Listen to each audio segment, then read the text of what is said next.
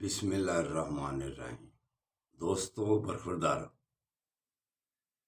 اللہ کے آگے گردنیں جھکانے کا وقت ہے۔ اٹھو، نوافل بھی ادا کر لو اور نوافل کے بعد فرائض بھی پڑھ لو۔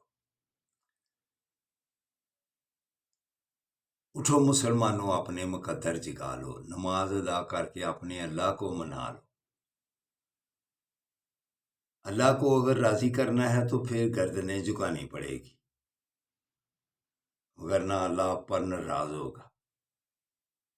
سارا دن اگر چین اور سکون سے گزارنا ہے تو پھر باقاعدگی سے 5 وقت نماز پڑھا کرو۔ اگر آپ باقاعدگی سے 5 وقت نماز پڑھتے ہیں تو پھر آپ کے سارے کام باقاعدگی سے سر انجام پائیں گے۔ تو اٹھو، نماز ادا کر لو، گردن سے سریا نکال کر اللہ کے آگے جھک جاؤ۔ نبی کریم صلی اللہ علیہ وآلہ وسلم ہمیں اللہ کے ناموں کی تاکید کی ہے کہ اللہ کے ناموں کا ذکر کیا کرو باقاعدگی سے۔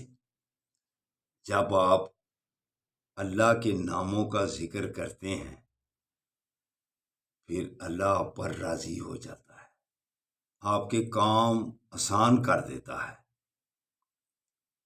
تو یا غفورو کا ورد کیا کرو، اس میں آپ کو معافی ملتی جاتی ہے۔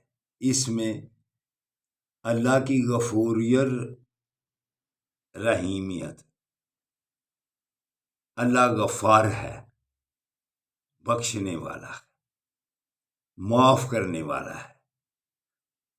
ہم معافی مانگ کر تو دیکھیں، سجدے میں گر کر تو دیکھیں،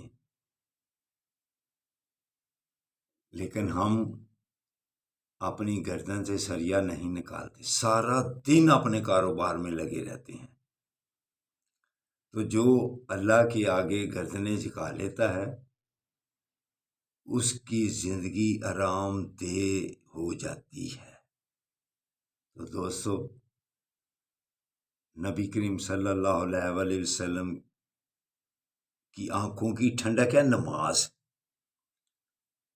تو اگر آپ نماز پڑھ لیں باقاعدگی سے تو انشاءاللہ تعالی صحت مند رہیں گے، اسپتالوں سے بچ جائیں گے، مسجد میں کرسیوں سے بچ جائیں گے۔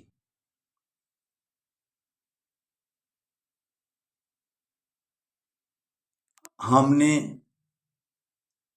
ملکی لیول پر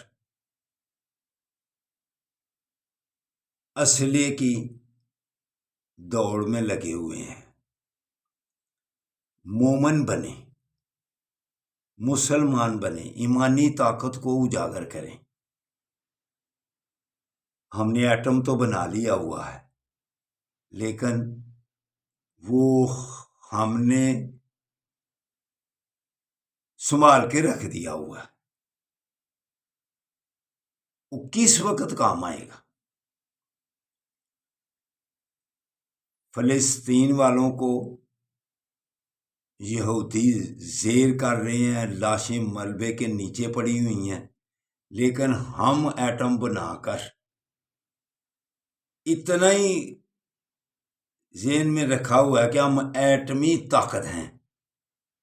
اس سے تو ایمانی طاقت پیدا ہوتی تو وہ بہتر تھی۔ علامہ اقبال کیا خوب فرماتے ہیں، کافر ہے تو شمشیر پہ کرتا ہے بھروسہ، مومن ہے تو بے تیغ بھی لڑتا ہے سپاہی۔ اگر یہ بہتر ہوتا کہ ہم اسلحے کے انبار لگائی جا رہے ہیں، اس سے تو بہتر یہی تھا کہ ہم مومن بنتے، ہمارا روب ہوتا دنیا میں۔